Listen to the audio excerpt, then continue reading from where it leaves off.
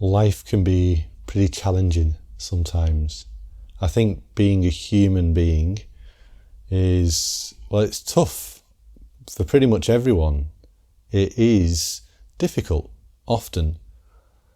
I mean, if you just think about or feel into this body, you know, the body we're given to live as a human. I mean, just having that's quite hard, isn't it? Like, it's really sensitive and it kind of gets defective as we get older. Things start like getting sore, aching, stopping working.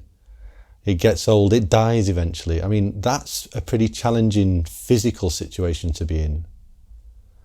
So then when we add on top of that all of the challenges of living an integrated life in a modern world, yeah, life can feel really overwhelming sometimes. A lot of us have jobs to go to, like 9-to-5 jobs or full-time jobs, sometimes even more than full-time jobs, just to try and keep a roof over our heads. We might have children to look after, which is such an incredible challenge, like trying to not just keep children alive, which in itself is hard enough, but try to nurture them and love them and give them the best start in life and the best chance of being healthy and happy. That's really challenging. We've then got relationships, maybe marriage or partners, friendships.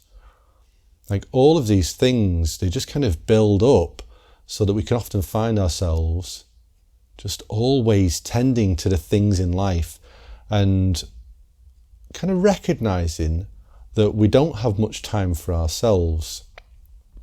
And one of the ways we recognize this is often through these feelings of, like I said before, overwhelm. That's one of them. We just feel like it's too much. I don't have the resources to deal with what's going on at the moment. Or maybe like grumpiness or like slight anger. So it could be the people in our lives that we love, we respond to them with anger instead of love. We snap at them, we snarl at them, not through any fault of our own and not through any fault of theirs, but it's just, it happens because we're not resourced, we're exhausted, you could say. And then unfortunately we can't meet people in life with availability, so we just snap at it, we try to push it away. Sometimes you might find yourself just feeling deflated, like just not enough energy to get out of bed, you know, like I've got so much on, it's the weekend, it's my one time off and I just can't move. But then you feel that pressure, oh no, I need to get up, I need to move, I need to get out of bed. Yeah, so you can, I mean, for a lot of us, you'll feel the sensations of anger, grumpiness, fed upness, exhaustion, overwhelm, kind of impeding or impounding into our lives, you know, just coming into our awareness. Yet our response to it is ignore it. We're not really equipped or taught how to deal with it, how to deal with these feelings. So we just tend to ignore it, or think that, oh, well, I'm doing it wrong. I shouldn't be feeling this. Therefore, there's something wrong with me. I'm not good enough. And I need to work hard or work harder and be better to stop these feelings arising. So you can see that then in response to these feelings that are essentially calling us to listen and to rest, our response is the opposite of that very often, and we just push ourselves into more activity, more striving, more effort, resulting in more tiredness, more exhaustion, more grumpiness. It's a cycle. It's a cycle for so many of us, myself included. We just find ourselves running from one thing in life to another, not knowing where to find rest and ease. And we think that, well, if I just try harder, if I just work harder, I'll get what I'm looking for. But then all along, you might feel the body saying, no, it's not that. You need to stop. You need to slow down, because these sensations of anxiety or overwhelm, disconnection, anger, frustration, they just build over time, maybe months, weeks, years. They just keep building and building. And in some circumstances, they just become so loud that we try to switch them off with numbing tactics. So it might be sitting in front of the TV, watching mindless stuff on the TV with a bottle of wine. There's nothing wrong with that as a thing to do. But what it doesn't provide us with is what the body's looking for, what our heart's looking for, which is genuine connection and rest and ease. You can see we're just thinking, well, I'll just like change my state of consciousness by drinking a bottle of wine, and I'll feel different, for sure. I'll feel different, and I'll forget about maybe the worry and the anxiety and the troubles and the exhaustion that's been following me all day. For a moment, that'll be gone, and I'll feel a bit better. But then we wake up the next morning, and often we might feel a little bit worse if we've had a bottle of wine, and all of our daily schedule remains the same. So we've got all our usual obligations, and we have to try and do it all again. And that's tiring. That's exhausting. That will make you feel fed up. It's just naturally difficult. Now, I'm definitely not saying that's our destiny. That's how things have to be.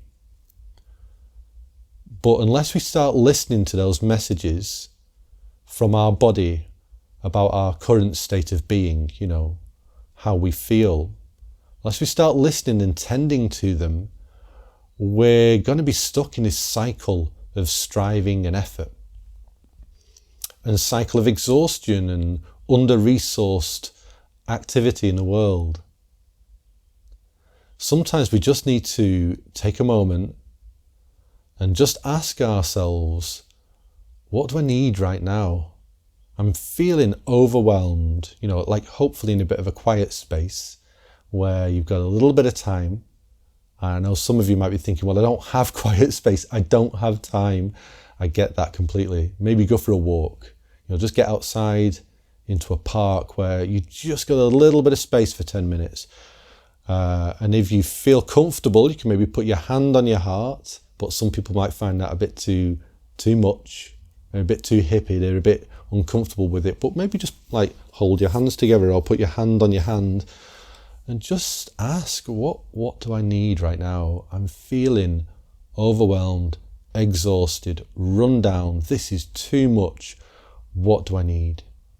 And just invite the body to communicate to you and really show you the truth of where you're at right now. The fact that actually these habits, this way of being in the world, is exhausting, and it cannot continue if I want to be at ease. In addition to that, we can also speak to people about it. And I know that's one of the other facets of this exhaustion and overwhelm. We think it's all down to us. We think that, like I said before, I'm not good enough. I'm not coping. Therefore, I need to try harder. Whereas actually, what we want is just the acknowledgement of, this is hard. I don't know what to do. I need some help. And I need help from the people closest to me, or the people that I love and trust. So maybe it's a partner, maybe it's a family member or a friend. But just speak to them and say, listen, like at the moment, I don't know what to do. I'm feeling overwhelmed all of the time, and I don't know how to deal with this. And it just seems to be getting more and more intense. And I want to share it with you, and I need some help. Can you help me? And even if that help is just listening to you, that's a help, isn't it? It's more than we had before, when it was all burdened on our shoulders.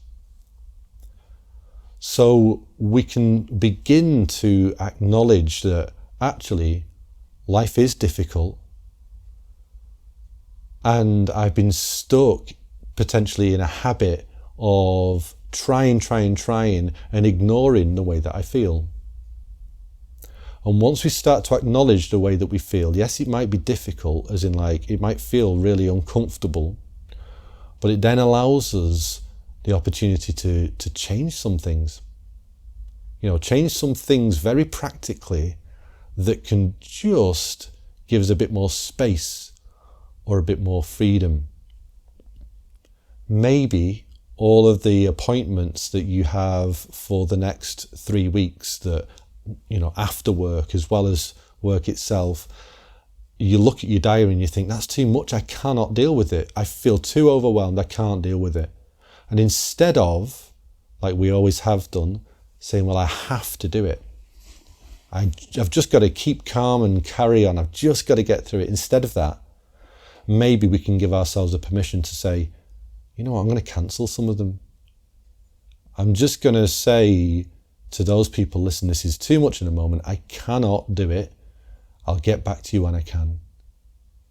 And just that action of listening to ourselves, what we need, and making a simple decision that tends to those needs, that is gold actually, because we're beginning to learn a new habit, a habit of self-care, you could say, a habit of authenticity, of mindful attention to what's going on, as opposed to the habit of ignorant carrying on and disassociation from our feelings.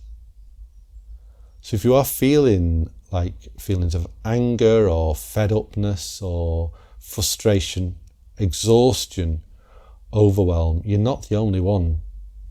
A lot of us feel like that. And you're not bound to live a life of those feelings.